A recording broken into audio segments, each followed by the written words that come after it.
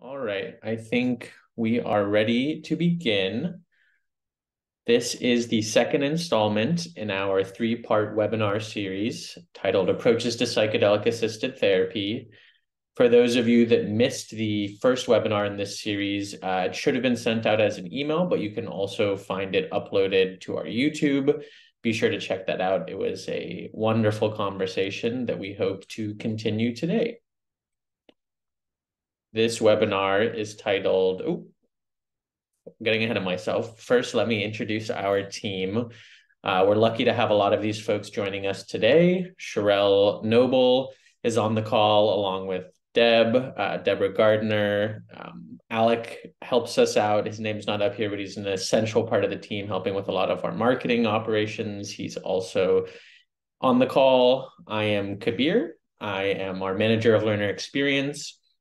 If any of you end up taking any courses with us, we'll be sure to interface plenty. I help guide folks through our courses, and it is my pleasure to educate y'all on what we do here and help you on your learning journey. So please feel free to send me an email, reach out if you are curious to learn more. And then today we are joined by both Mary Sanders and Sarah Gale, two of our amazing faculty members who will be speaking with Deb today. So before we jump in, a brief overview of the agenda, starting now with our welcome and introductions. I'm going to let Deb, Sarah, and Mary give a full introduction themselves, but after that, we'll move right into the panel discussion for 30 minutes. Then we'll have 20 minutes of Q&A, some information on our upcoming offerings, and a closing. So again, during the panel discussion, we ask that folks keep themselves muted and save questions they have for the Q&A. Please feel free to put those questions in chat and we'll get to them at the end. And during the Q&A, you're also welcome to raise your hand, come on mic, and ask your question that way if you'd prefer. Alrighty, let's move into a trauma therapy approach to psychedelic assisted therapy, a discussion on unearthing trauma and preparation to hold space as a psychedelic assisted therapy practitioner. I will hand it over to Deb to talk more about the topic and introduce our panelists. Thanks, Kabir. Thanks, everybody, for being here. Really great to see so many faces, new ones and ones we've seen before. We're really excited about this talk today. We'll be talking about a trauma therapy approach to psychedelic assisted therapy, really how to hold space as a PAT practitioner when trauma is unearthed during dosing sessions. And I will give an introduction to myself. If you've been here before, you've heard from me, but I'll go ahead and repeat some things you've heard. So my background, I'm the head of education at Beckley Academy. My background is in education. First, I was a teacher of neurodiverse learners. And then for the last decade, I've been in continuing education for therapists, particularly trauma training, and now psychedelic assisted therapy training. This talk today is near and dear to my heart. Part of what drew me to this field is really opening up new potential treatments and approaches to trauma. And psychedelics really provides a unique opportunity to work with trauma that we're going to get into a little bit today. And I will hand it over to Mary first to introduce yourself. Thank you and welcome, everyone. My name is Mary Sanders. I am calling in from Ohlone land, also known as Oakland, California.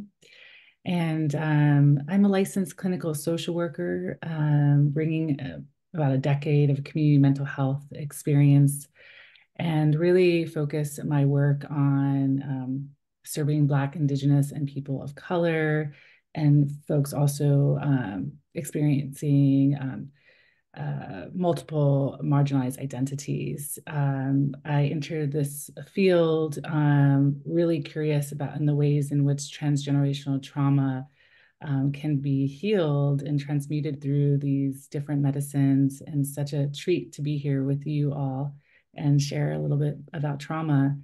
And I will hand it over to Sarah. Thank you, Deb. Thank you, Mary. Good to be here with you all. I'm looking forward to diving into this topic with you. My name is Sarah Gale. I live in Boulder, Colorado, ancestral lands of the Ute, Cheyenne, and Arapaho. I'm a licensed professional counselor and psychedelic therapist. I've been working in the field of psychedelics for a little over a decade. I have a master's degree in transpersonal psychology from Europa University. And a lot of my work over the past 11 years has been with the Multidisciplinary Association for Psychedelic Studies, as well as a investigator, educator, and consultant for Lykos Therapeutics, which is formerly known as MAPS Public Benefit Corporation. We're all getting used to that shift. I also have a background in ketamine-assisted therapy, and I primarily now work to help train other therapists in this work. So looking forward to this conversation. Thank you both. We're very excited to get started. So we're going to start off by just talking about trauma in general. And if you were here for our last webinar, we did dive into trauma a little bit, but I want to start by really hearing from each of you about your perspective of what trauma is. There are many different models for trauma and conceptualizing traumatic experience, from the diagnostic definition in the DSM to how trauma is portrayed in the media and everything in between.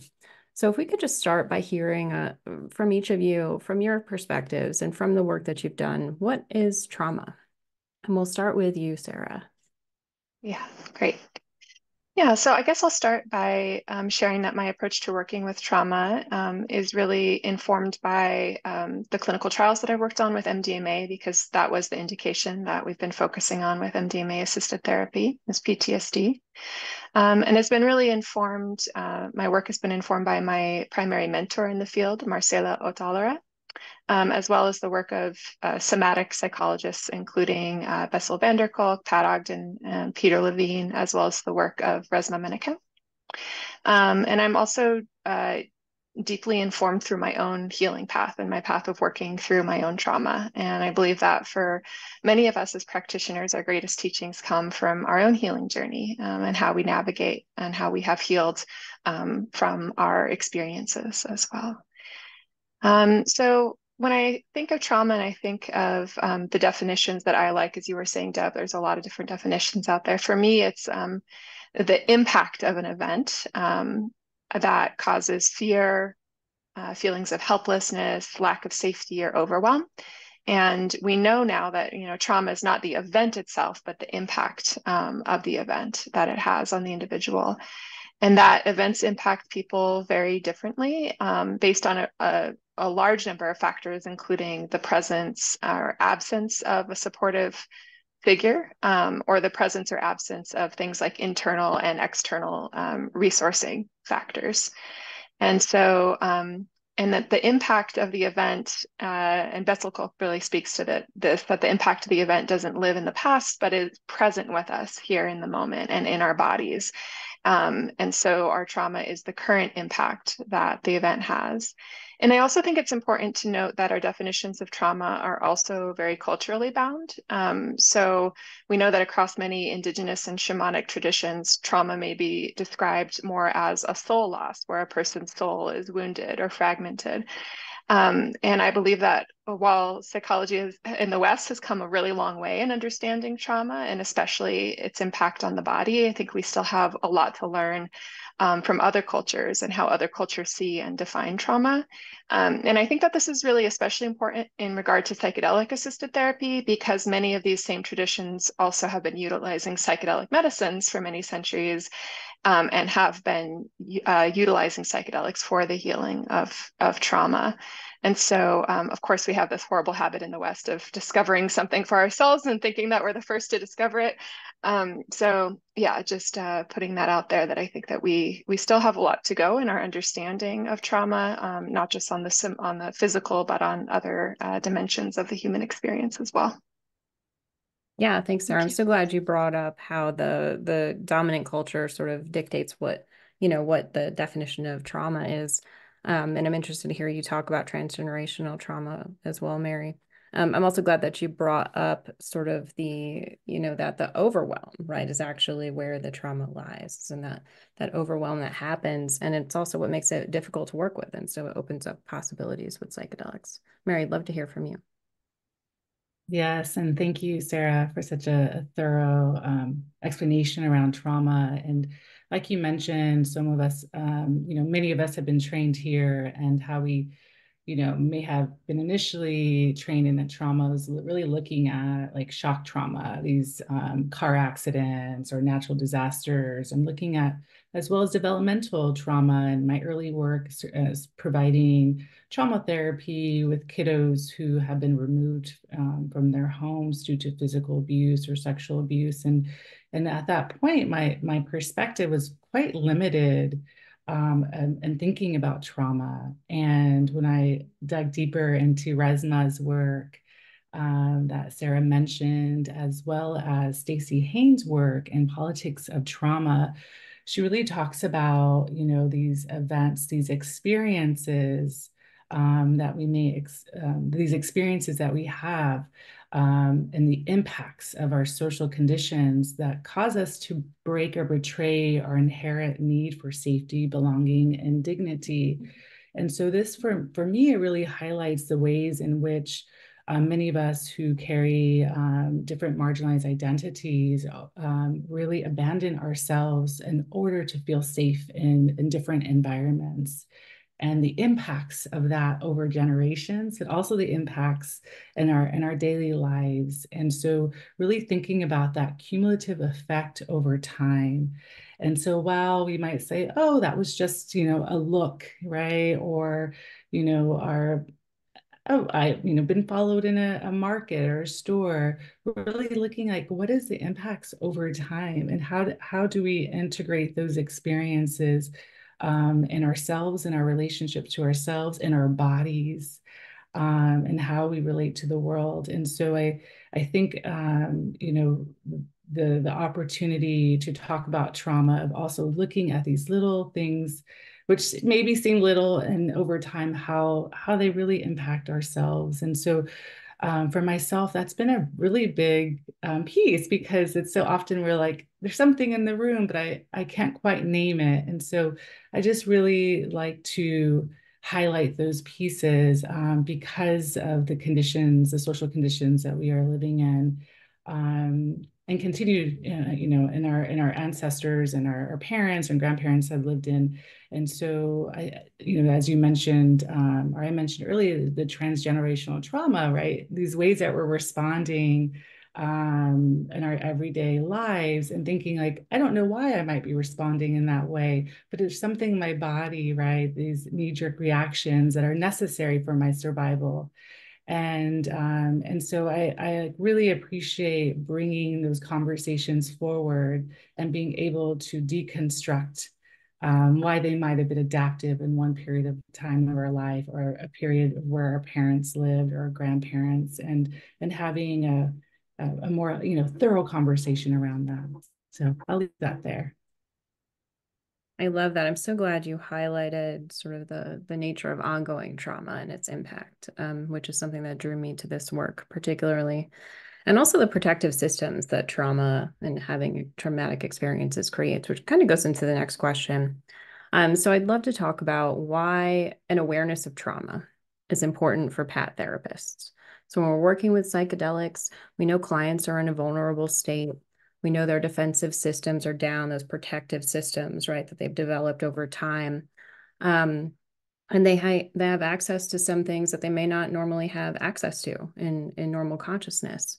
In these moments, and we've talked about this in webinars before, there's this potential for healing and a potential for harm.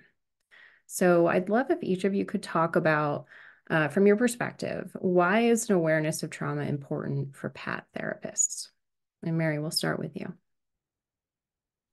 Great. Yeah, it's so important for us as practitioners to really develop a strong skill set in working with trauma, so that we can cultivate this clinical, right? Cultivate this container each step of the way. And so much of the container is the container within ourselves, right? The capacity to hold different forms of trauma, the capacity to hold what can maybe seem really messy, and for us to be able to say like, I got this, I'm here for it.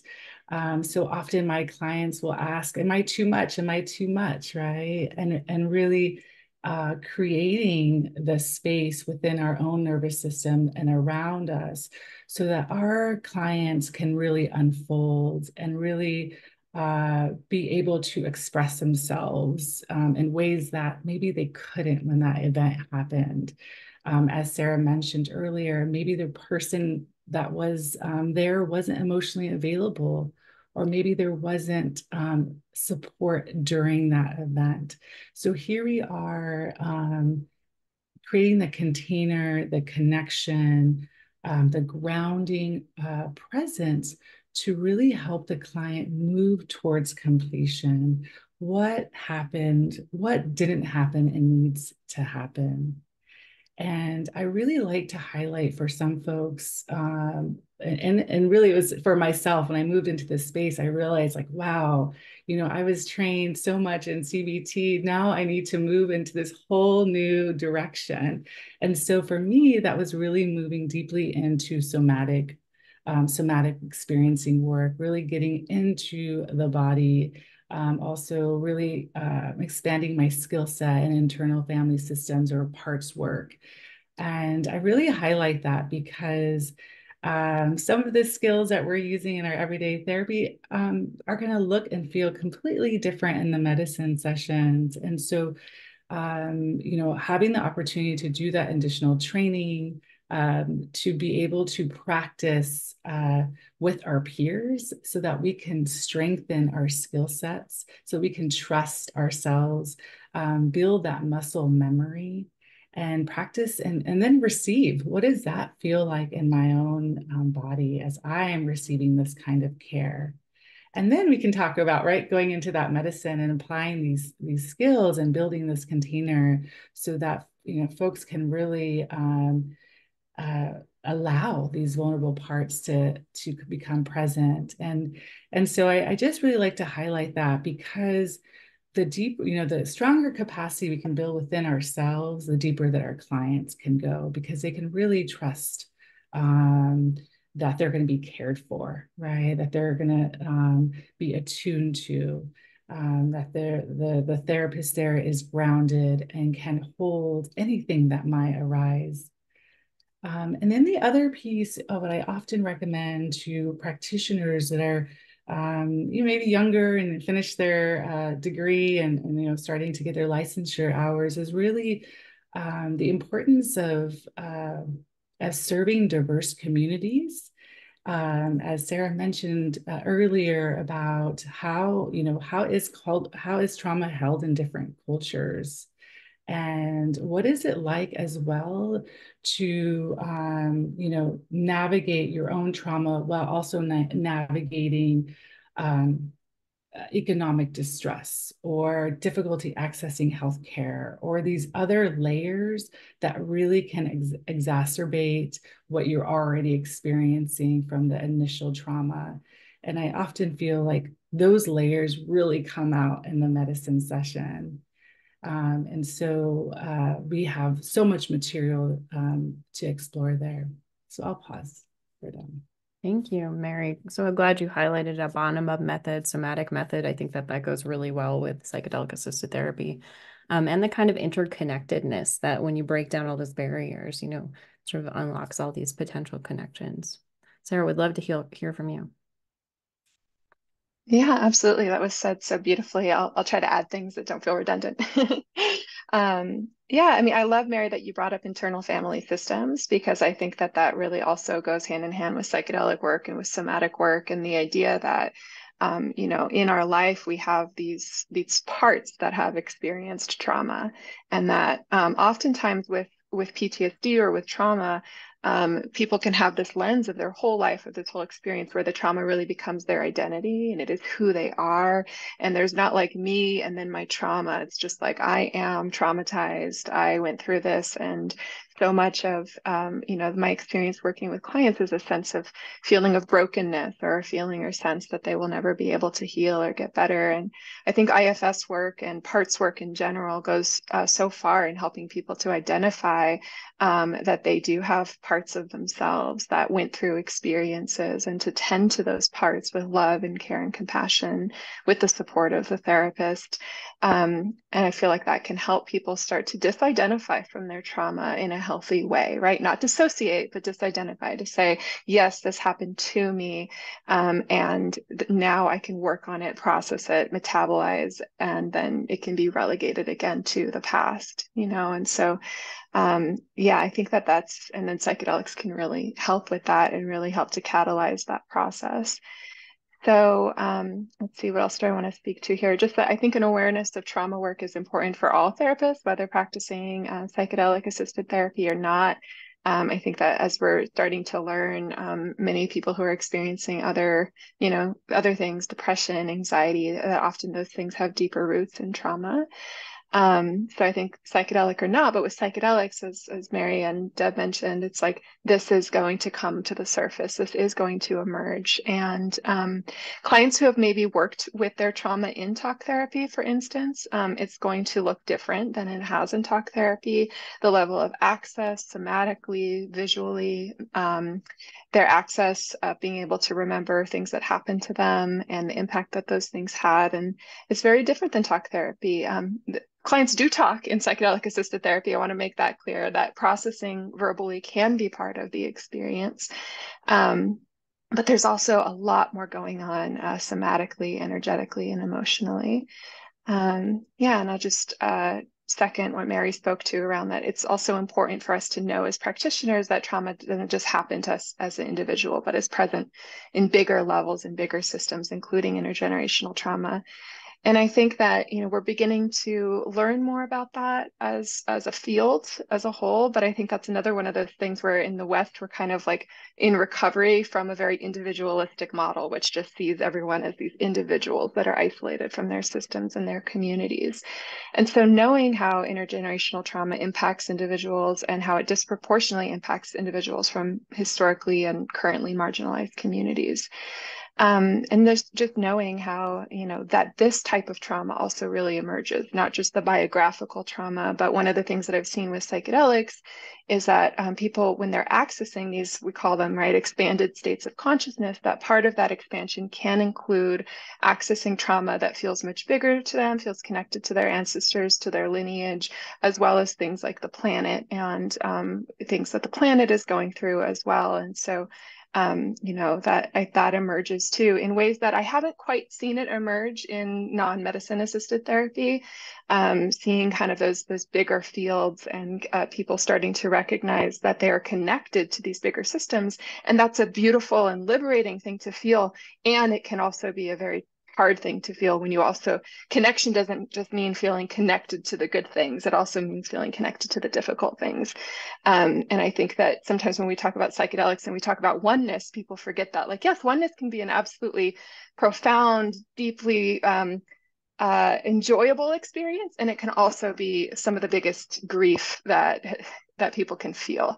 And so that is some of what can come up in this work. So if you're, wanting to work with psychedelics, yeah, as Mary mentioned, just continuing to develop your training and education, finding mentors and teachers who you resonate with, because we all resonate with different teachings. And so, yeah, the last thing I'll speak to is the difference of, traumas of admission versus omission. I think that, Deb, you mentioned harm, which is why I want to speak to this a little bit, is that one of the risks, if we're not informed about trauma as practitioners, is that we have the potential to become a bystander or even a perpetrator, right? In a way that is maybe different, obviously, than what people have experienced in the past. But when we are not attuned to, and we're not empathically attuned to our clients, and we're not aware of the impact that trauma has had in their lives, then we run that risk of being a bystander, taking on that role in their mind as a perpetrator or bystander. And so that's one of the quite a few risks of not being informed of this work. Yeah, thank you. Thank you for bringing that up. And you talked about, I'm glad you mentioned that, and also how you were speaking to some of the things that are on Earth, right, can be very difficult to manage. And I think it goes well into talking about preparation. and trauma, because we know that, effective clinical outcomes often begin in preparation, especially in psychedelic assisted therapy. I'd love to hear from each of you. How are you assessing for trauma and preparing clients and yourselves for the potential unearthing, right, of metabolized traumatic responses during preparation? And we'll start with Sarah and then Mary. Yeah, so I spend a lot of time in this work building therapeutic alliance and rapport as much as I can, especially given that psychedelic sessions often have a shorter preparation period. You're not necessarily seeing someone for weeks or months. Sometimes that preparation period is relatively short, especially in situations like research where you actually have a protocol that you're having to follow. And of course, there's some flexibility within that. So I spend much of my time really helping to build that therapeutic alliance because that is the secure base from which clients can explore their trauma. So if you have that, where my client feels safe, like they can trust me, like they can trust the process, and most importantly, like they can trust themselves, then that goes so far in the experiential sessions. And you can really tell, I mean, as a supervisor, you can really tell how much emphasis has been put in the therapeutic alliance and trust in the preparation when you're watching sessions, of the I say watching because I've been done supervision. It really makes a big difference. And so I just want to, really emphasize that inquiring about their sense of safety, seeking to understand any anxiety that might be coming up for them. It's very common for people to feel very anxious in this work. So really making sure that I'm holding a lot of space for that and that I'm like a really open and empathic presence, and creating a safe physical and emotional space. And if a participant is struggling to trust or feel safe, then we slow the process down and we spend more time in preparation. And then regarding assessment, I ask obviously my client about their history, but I really actually don't emphasize this so much in the preparation sessions in terms of that they need to tell me about their trauma history in detail. And so this is also part of creating trust. I haven't found it necessary for people to have to talk about their trauma. Oftentimes they've had experience talking about their trauma. It puts them in a place of dysregulation. And so I really leave that up to them, how much or how little they want to share about their trauma. And I feel like that goes a long way in creating that trust as well. Can I trust that you're not going to push me into something before I'm ready and before I have the psychedelic on board, which is going to be able to increase that window of tolerance and allow them more room and more space to work on their trauma. So I really create that space, but I really also inform them that it's not necessary in order for them to heal, to talk about their trauma, whether that's during a session or prior to. I explained to them that we trust in this process that whatever emerges in their experience is what needs to come up and what needs to emerge. So we don't want to put too much emphasis on, even if someone is coming for treatment for PTSD, it's been my experience that you don't want to put too much emphasis on the actual content of the trauma, because then I feel like you kind of then minimize the field of exploration, and people then can feel like they're not doing it right if they're not just talking about or processing their trauma at all times. So I really explained that. I explained about the inner healing intelligence and the role of the inner healing intelligence and why we really, trust their pacing. Pacing is big because sometimes people feel like the process isn't going fast enough, even with psychedelics, right? Our clients experience that a lot without psychedelics. It's like, oh, the process is going so slow, it's taking so long. Often therapy can feel like a bit of a slog. But in psychedelic therapy, even though it can speed up that process, it can often still feel like people are like, oh, I want it to move faster, I want it to move quicker. And really explain to them the importance of pacing, that we're not wanting to override and push past their own inner healing intelligence, and that we really trust that whatever is coming up is what's supposed to be coming up. And then Mary, you kind of mentioned this a little bit in the first question, which was like the adaptive nature of symptoms. Oftentimes our clients, like we were saying, feel so broken, and really explaining to them that actually their symptoms of trauma are adaptive, that the way that they've learned how to cope and how to navigate the world is actually an example of the wisdom of that inner healing intelligence, helping to keep them alive, helping to keep them in relation with others. And so I feel like oftentimes that's a big shift for clients, so that non-pathologizing approach of like, actually, we trust your anxiety, we trust your fear, we trust your defenses, right? We're not trying to push past your defenses. And so, yeah, that's a lot of kind of what I focus on. So like psychoeducation is definitely part of it, explaining to them how this process can look and how trauma can emerge. But in my experience, it's a way to also develop that therapeutic alliance and rapport and get to know someone, and that the alliance is really the key and most important thing in that space. I'll say one last thing, that if a client is from a different cultural background than I am, that I really take that extra time to assess their level of safety and make a lot of room for them to discuss anything regarding how any differences in the room might impact their felt sense of trust and safety with me. And so I make sure that I'm making that explicit and not just leaving it up to them to bring that up, that I, as the therapist, am presencing that and giving them that opportunity to share anything that, in regard to that. And that's just a, part of practicing cultural humility with our clients. Thank you, Sarah. And Mary? Yeah, thank you, Sarah.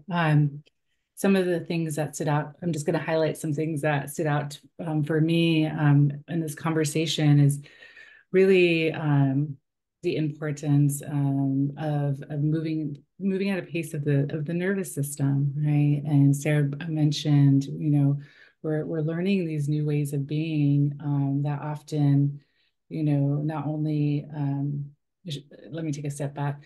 We're learning these new ways of like taking our time, slowing things down, and when we are working in different frameworks, whether it's like a long-term therapy practice, that's going to look very different than maybe a clinical study where you only have a few sessions.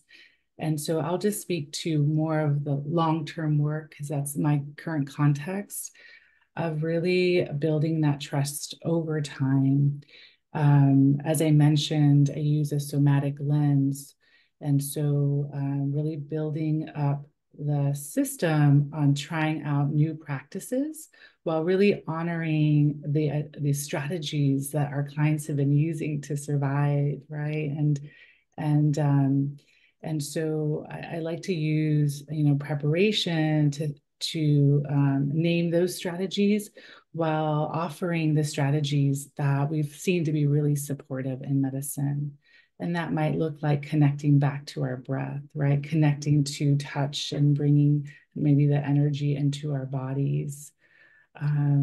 Also creating this space around, Sarah mentioned the psychoeducation. I remember having a client tell me, oh, Mary, I thought it was supposed to be like really beautiful, and really upset that she had a difficult session, right? A lot of somatic experiences, physical pain, trembling.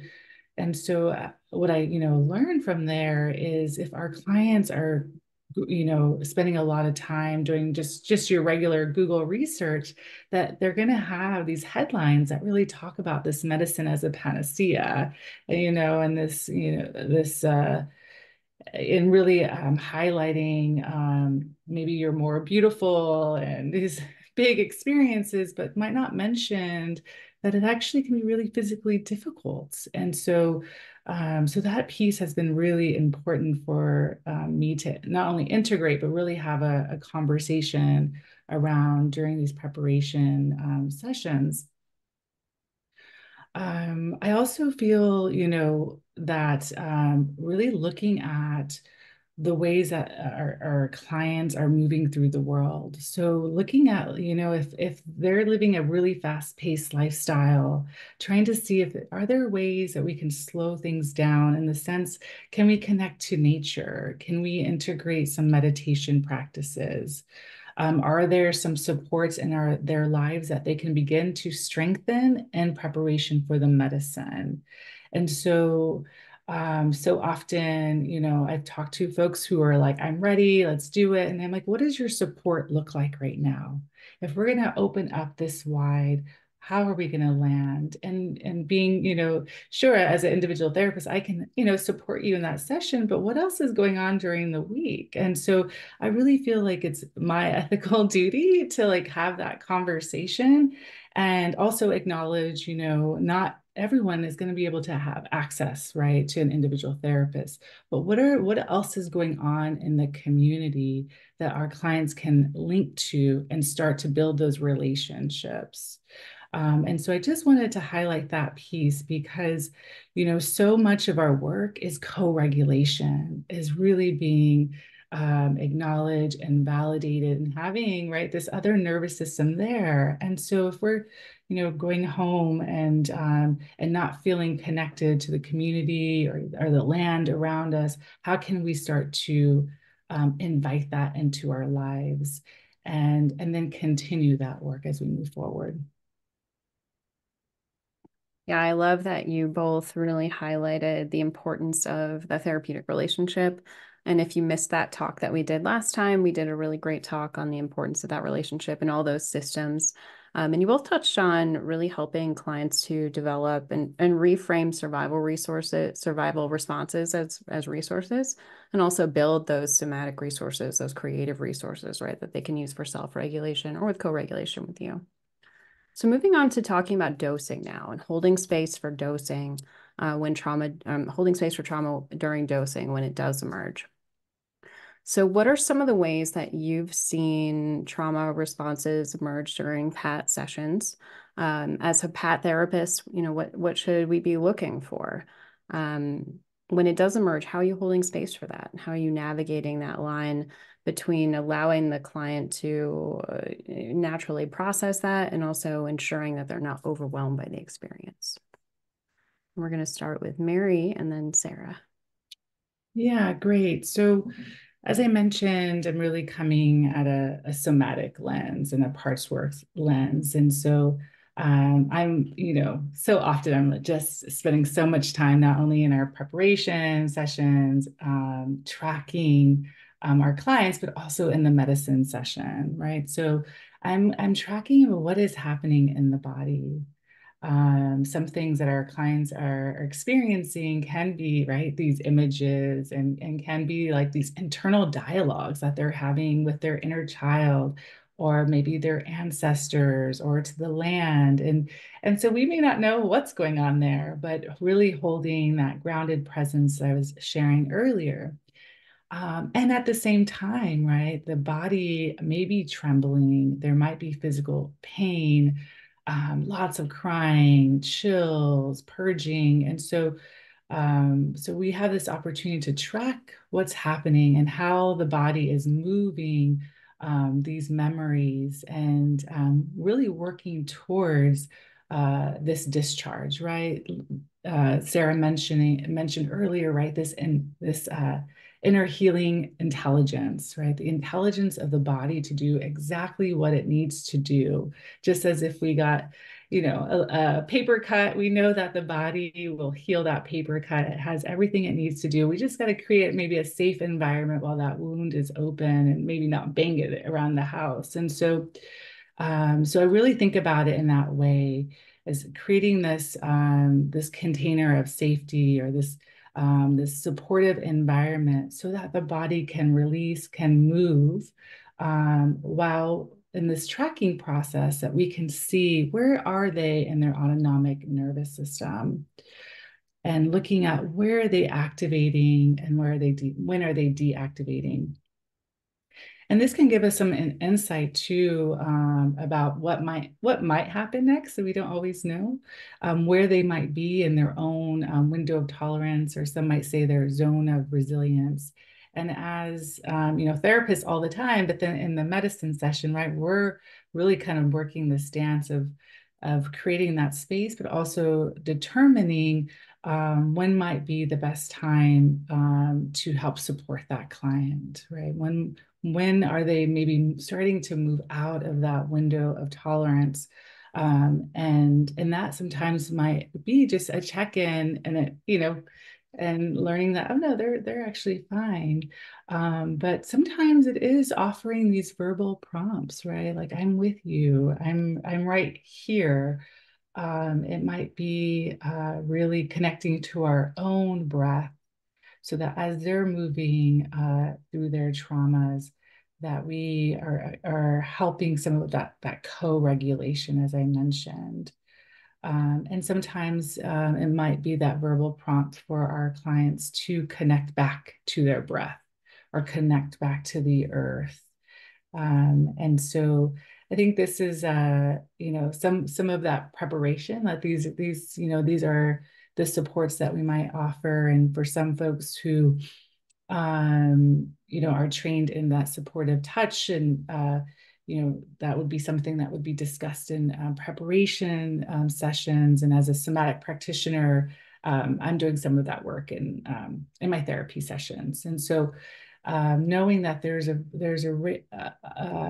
range of offerings that might be supportive to help our clients be in connection to their trauma, but while also staying within their window of tolerance. Maybe I'll pause there. I know there was multiple questions, and I'll pause there and see what Sarah would like to add. Yeah, great. Thanks. And Sarah? Great, yeah. So I just want to speak a little bit more to that window of tolerance, or the zone of resilience. And so I think that for those who aren't as familiar with this language, what we're learning about psychedelics is in different ways, right? Each psychedelic is different. So I just want to speak to that for a moment, as they all have different qualities and different properties, and they impact that window of tolerance differently. And so, in a training, you learn more about what are the unique properties of each one of those psychedelics and how that is impactful. But in general, what we are learning is that certain psychedelics can increase that window of tolerance, increasing that space. And so normally if we live within a zone that's like this big, it's like the trauma is in here and something might happen and it triggers us and out into hypoarousal or hyperarousal. So we're in a state of flooding, of emotional flooding, or dissociation and numbness. And so the idea with psychedelics is that it makes that wider and bigger. So one of the things that I see with new practitioners to this work is learning to trust that window of tolerance themselves, because when you see, and as Mary and Deb speak to kind of how that can look, like trembling, it can be very big expression, it can be screaming, crying, yelling. When we're not used to that, when we're used to that means somebody is really outside of their window of tolerance, right? And it's like getting used to how that happens with psychedelics so that we don't enter into a state of fear. So oftentimes what I'm doing in sessions is I'm really working to regulate myself, especially when I first started doing this work, really learning what that means to trust the medicine, right? We hear this term, trust the medicine, that really only happens with experience. We can go in and have, education and training that will help us do that, absolutely. But it's one of those things that the ability to trust someone who's in a very deep process where their expression is very heightened really just takes time and learning, like, oh, just because the expression is really big here doesn't necessarily mean that they're outside of that window of tolerance. And so for me as a practitioner and with the other practitioners that I work with, it's like helping to almost widen our own window of tolerance to be able to hold space for that and be able to regulate our own systems. That doesn't mean that people can't get popped outside of that window of tolerance, and then we use tools like what Mary spoke to, but it just means that what we might normally perceive as being outside of that is sometimes still within that. So I'm checking with my client, I'm ensuring that they're still able to be in contact with themselves, with me, and then I'm also learning how to trust. Maybe they pop out of contact for a moment and then they're able to come back. And that sometimes for clients exploring states of dissociation while on psychedelics can actually be very helpful too, but that takes experience to learn how to do that in a way that isn't going to create further sense of trauma. And so this is an art, this is a skill that's just learned over time.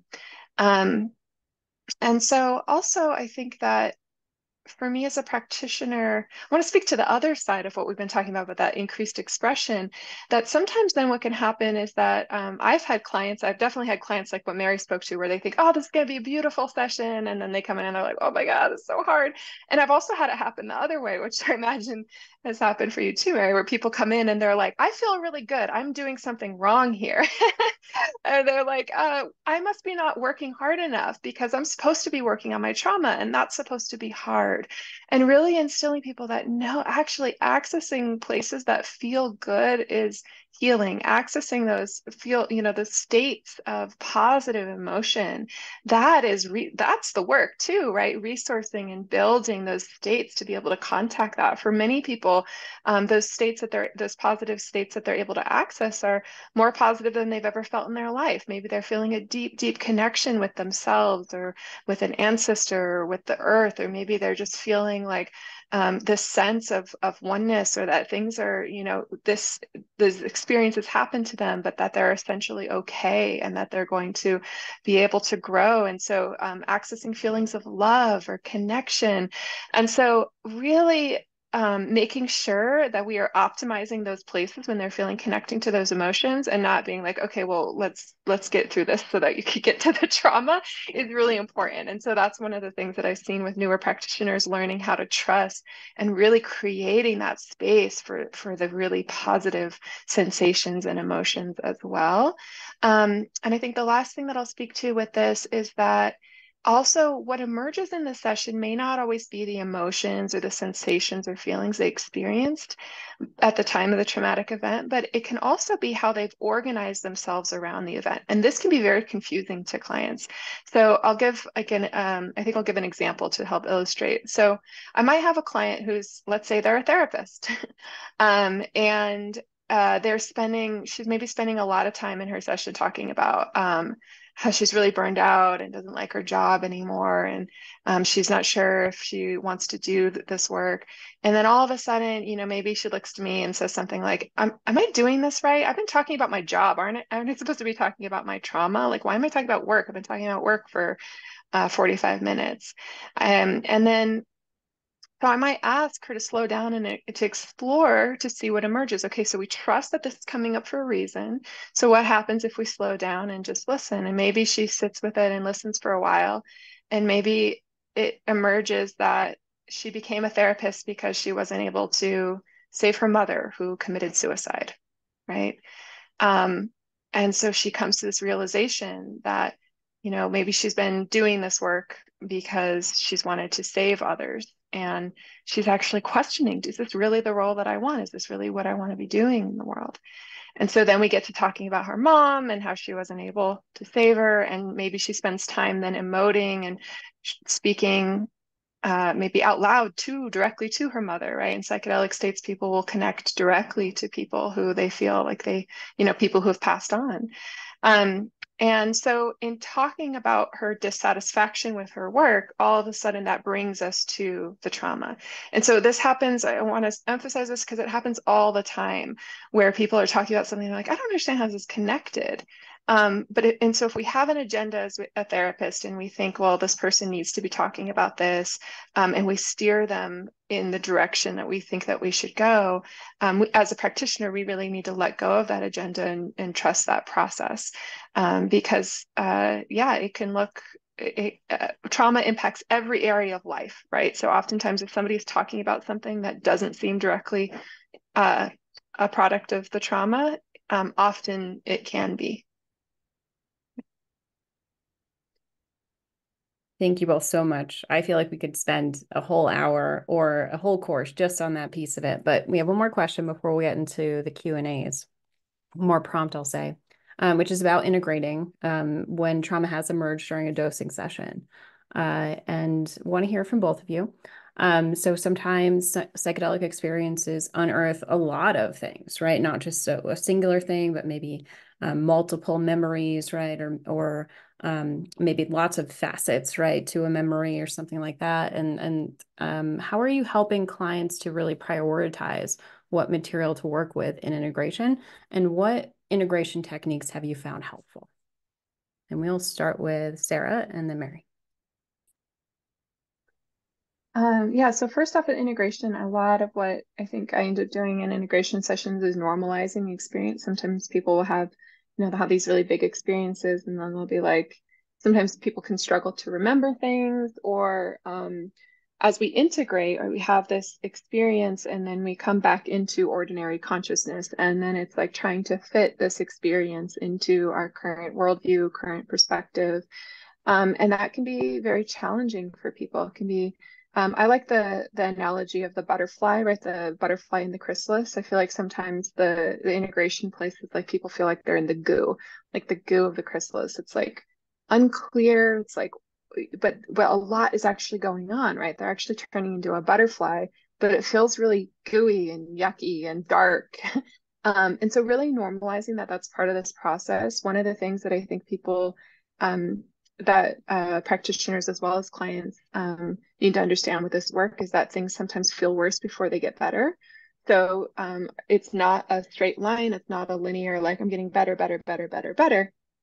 And if you're not aware of this phenomenon as a practitioner, then your client is going through these ups and downs and these loops and spirals, and you're going, oh gosh, is there something wrong? Did I not do this right? Did my client not do this right? And then your client is also going into a place of, well, this is not what I was told, right? This is not what I saw in the media. I thought I was just going to get better and better and better.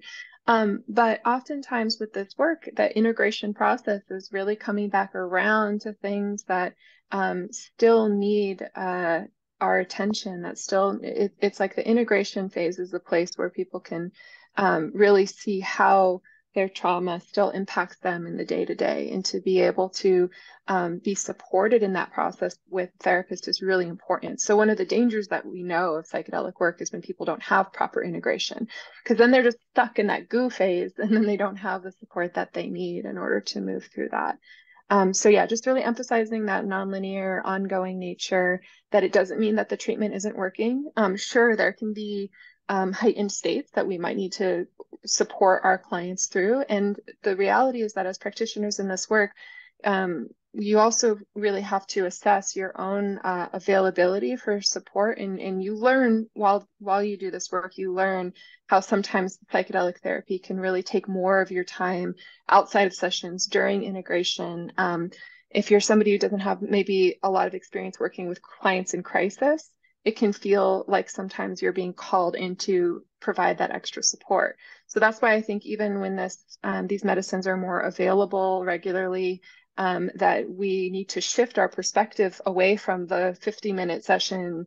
This is how many sessions I have in a day. This is how much room I give for, integration. And for me, it's really called me into needing to really be honest with myself at different points in my life. How much can I take on right now? Not just how many hours, but how much emotional labor can I take on between sessions if I have a client who's really feeling in crisis, who I need to support through that process, because it can feel very dysregulating. And especially for people who are used to taking medication, where their medication just kind of like helps to even things out, blunt the effects of their trauma and their symptoms, is a very different process, right? Because we're unearthing, we're digging things up to the surface, we're shaking that snow globe.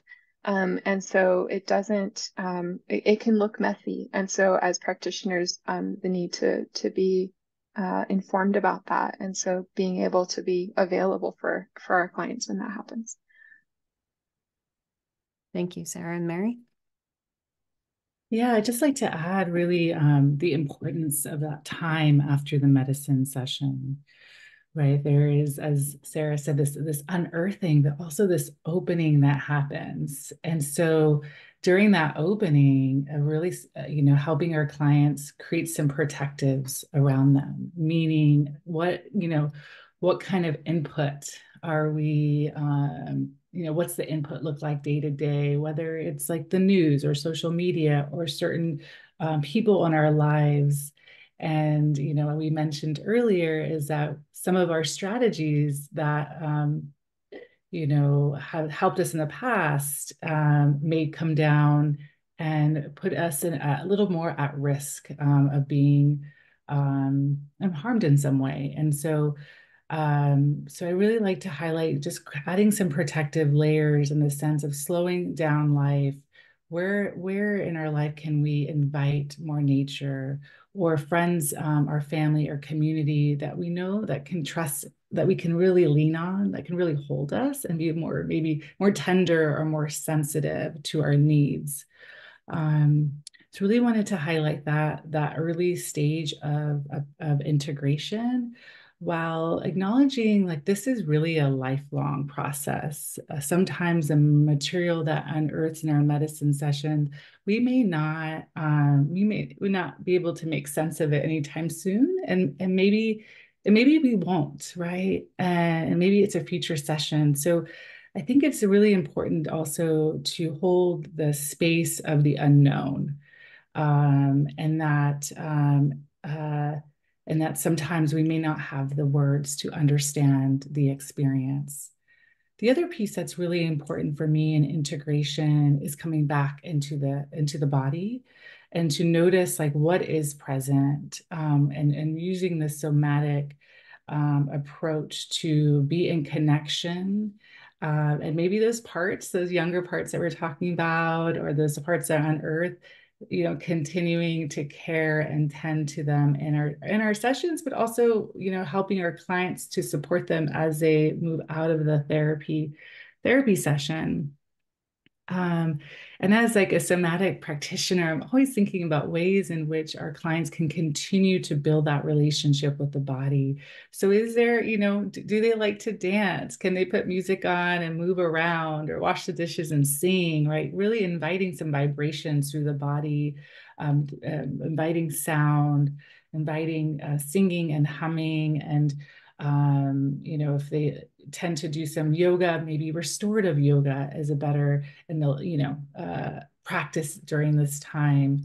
And another piece is like really important to me is like music, and inviting our clients to kind of re-engage with the playlist that they were listening to in the session. And sometimes that sound helps our clients to reconnect to those parts. And I just think that, there's so many tools, but really acknowledging like what really speaks to our clients, and then what is already offered in our community, right? So something I'm often thinking about is like, what are, the supportive services that might be available that, are free or low cost, or what is, are we near an ocean or a body of water that we can connect to, or a community park? And so I really like to think about what is already in our community.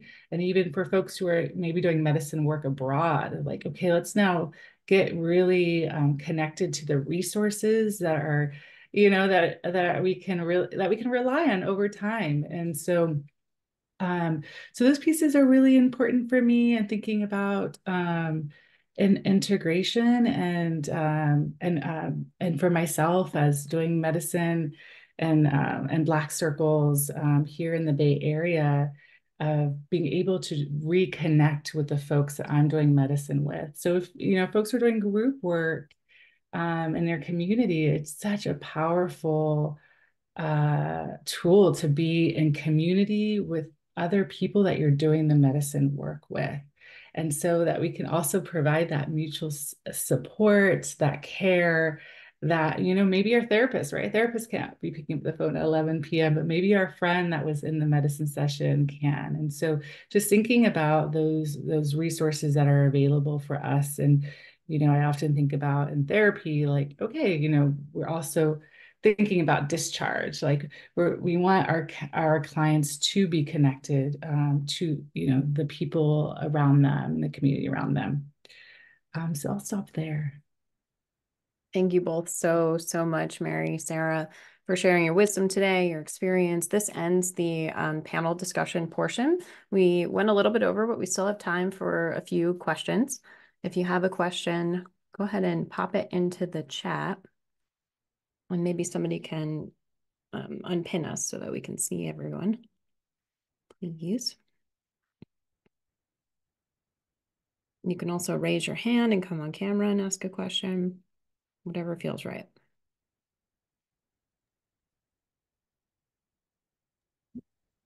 Deb, can I also add one last thing? Yeah, please. It's so important for us to have a strong referral referral sources. Some of the work that I've experienced where I really need someone that has different, more shamanic training. And that's something that I've learned over time of like, who's a body worker that I can trust? Who's, Reiki practitioner? Who's this, does more spiritual work? And so just really want to add that important piece. Thank you. Yeah. Thanks for bringing that up. One of the things that we will talk about our courses here in a few minutes. In our Essentials of Psychedelic Care course, we talk about scopes of practice and the importance of building a repertoire of folks that you can refer people out to that you're working with. I don't see any questions coming in yet. Let's wait just a minute to see.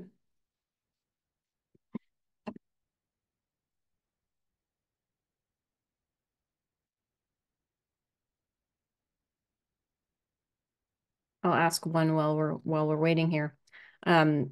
Presuming not everyone is on the call a therapist, do you have any strategies for other psychedelic care providers, right, who are not trained in therapy, for how to approach trauma if they notice that it does emerge?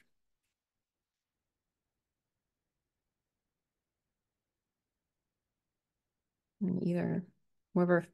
Yeah, I can speak a little to this, that I think that this kind of goes with what Mary just spoke to as well, which, acknowledging the wisdom in the room, and that there are ways of learning about trauma that are not just in the field of therapy. And I think that, yes, as therapists, of course, we have this, extensive, we can receive this extensive training and background, and just acknowledging that oftentimes people who come from other fields also have some additional training too. So, and that's not always the case, obviously. So, and there are trainings that people can get that are non-licensed somatic trainings. I know Hakomi is an example of one. I think that you can be non-licensed and receive Hakomi training. So I'd say that, yeah, I mean, really exploring, if you're wanting to do this work, that getting some extra training in trauma through things like Hakomi or other things that you can,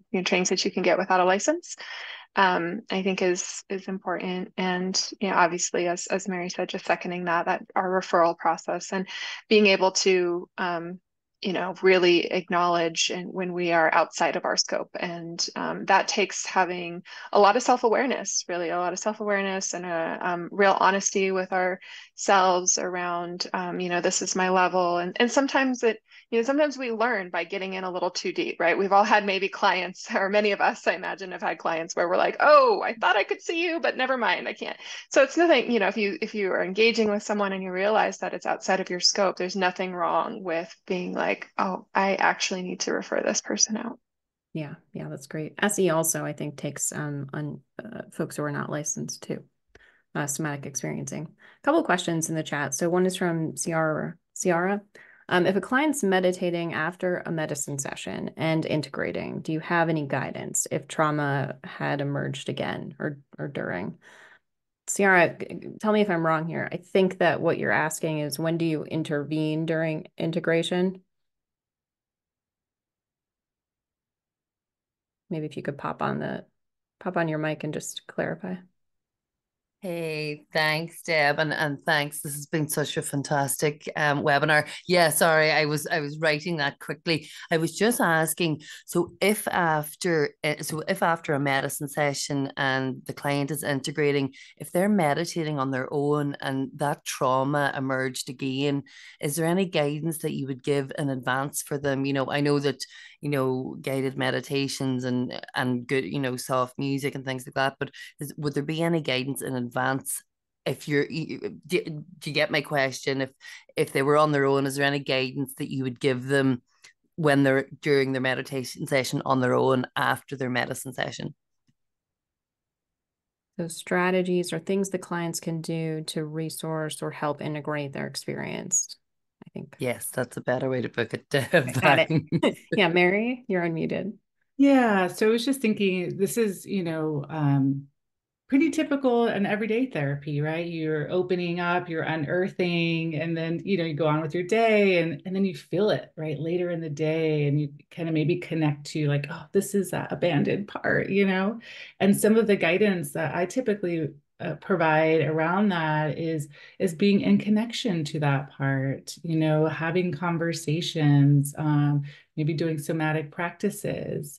And then on the other side, maybe going internals too much and is overwhelming. And so where can we reach out for external support or resources?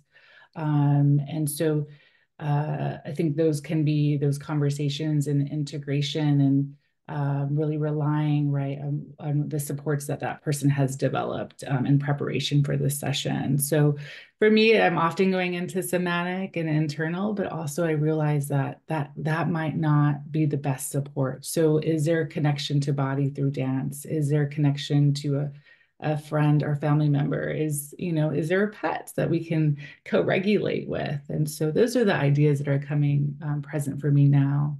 Do you want to add anything, Sarah? Yeah, I think that those are great. I'd add like engaging with the creative process, which I think movement could be part of that, but journaling, it depends on the degree of, their experience that they're having, the degree of challenge that they're having, but processing through writing, or however that they like to, we all have these gateways that we are learning gateways, or ways that we experience the world. So however they can access their ability to just process and maybe use creativity as part of that can be helpful. And then, I think this is what also goes into if your client has another therapist. So oftentimes I'm working with clients who have another therapist too, where I'm not the primary therapist. And if your client doesn't, and you're the only one that they're working with, and this continues to emerge, and maybe you're done working with them, or then encouraging them to continue to get ongoing support, or you could also work with them if that's part of your practice too. Some people choose to like see clients with psychedelics and then that's it, and then like they have their integration, and then that person needs to kind of find other therapists, and then that can be part of your role, is helping to connect them with other therapists too. Thank you. Brilliant. Thank you so much to just well-being too. That's really helpful. Thanks, everyone. Thank you. One more question, and then we'll move into talking about the different courses we offer. Have you ever had a client that's flipped into psychosis as a result, I presume, of trauma having emerged during a session? I can answer that first, and if you want to add anything. So first off, I think that this is where the IFS work is really important. Your clients might enter some very non-ordinary states that appear to be very similar in some ways, what we might kind of view as psychosis if we don't have a lot of understanding or experience in non-ordinary states of consciousness. So first off, I just want to say that people can go into regressed states, people can go into places and contacting parts, or having conversations with entities or spirit beings, which are part and parcel for some of the psychosis. And so I think that is important to name, is that there's a reason why, even though we've kind of debunked the myth that psychedelics are psychomimetic of the psychotic state. A lot of the research that was done in the 60s was looking at how psychedelics are psychomimetic, but there can be similarities, right? It's not exact, but there can be things that emerge. So I just want to say that, and then I say that I haven't experienced that in practice. I have done a lot of work in recreational spaces. I was the director of the Zendo Project for many years, which is a peer support program run by MAPS, where people are taking psychedelics at festivals and events and accessing trauma and coming to us for support. They didn't have any preparation. They didn't have any support during the experience. They may have taken all kinds of things, maybe combined, maybe who knows, how much. And so that's a very different setting. And yes, I've seen people who are maybe the psychedelic really helped to unlock some sort of latent tendency for psychosis or something like that. So that can happen, and happens. It does happen in recreational settings, but no, I haven't experienced that in a therapy session. Thanks for your question. Okay. And I'll just quickly add, kind of referencing or a scope of competence and training, and so accessing other supports to help, with folks who are having more of a spiritual, a spiritual challenge or a spiritual emergence. Great, thank you. Mary, Sarah, thank you so much. Thanks for sharing your wisdom with us today. Fantastic conversation. Loved it. It was so great to hear from both of you. And we will hand it over to Kabir, who is going to talk about our upcoming courses.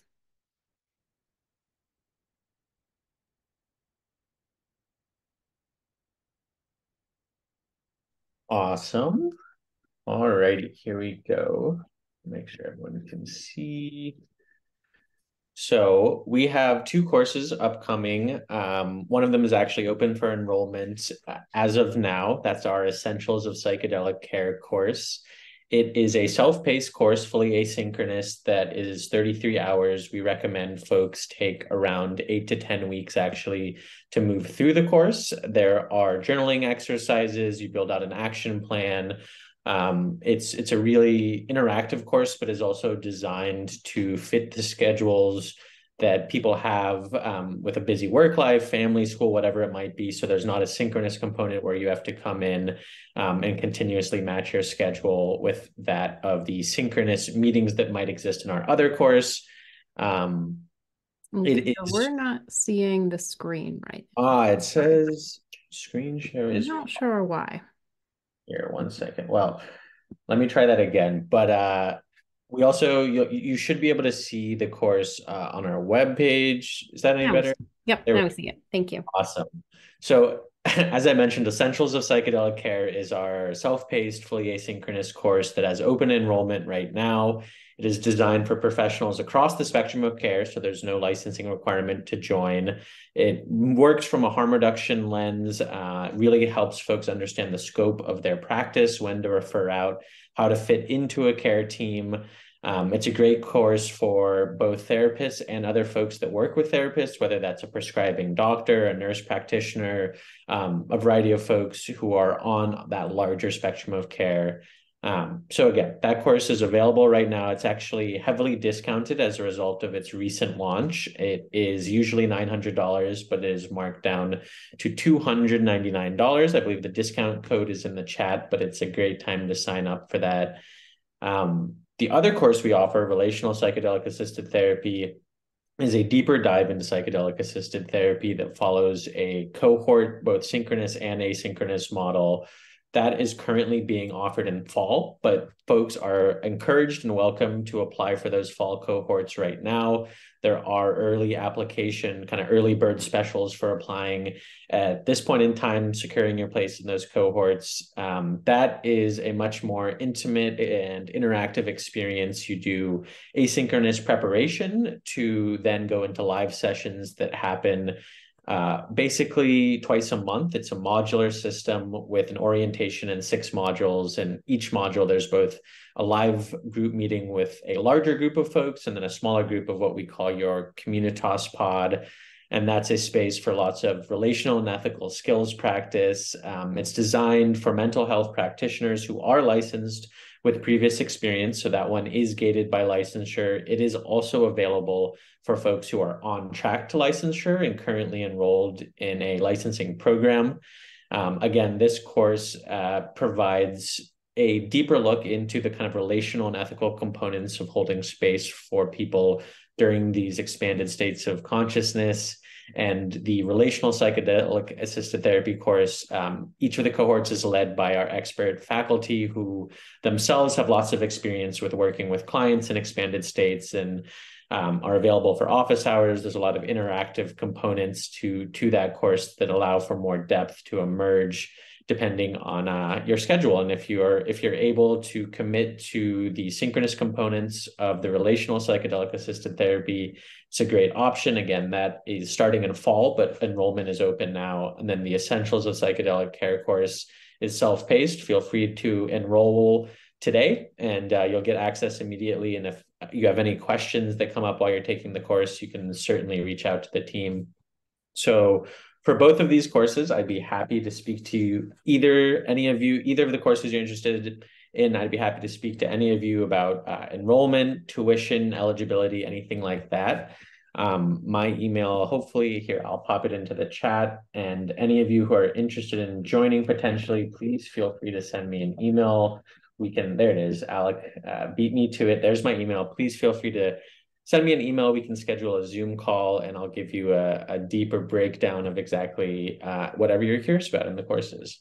Awesome. Thanks to anyone who chose to join us for this webinar and stick around all the way until the end to hear about our offerings. We definitely appreciate it. And once again, thank you to our wonderful, wonderful panelists and our facilitator, Deb. Yeah, thank you, Kabir. Thanks, everyone.